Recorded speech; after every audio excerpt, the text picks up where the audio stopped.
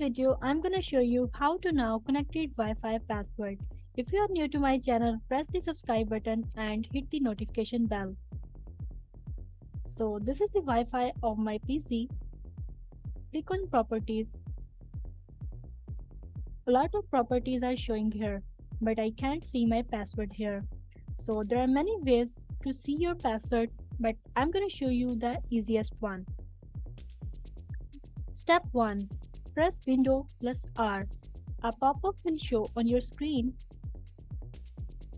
Step 2. Type ncpa.cpl and OK.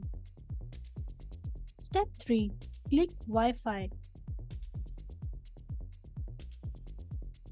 Step 4. Click Wireless Properties.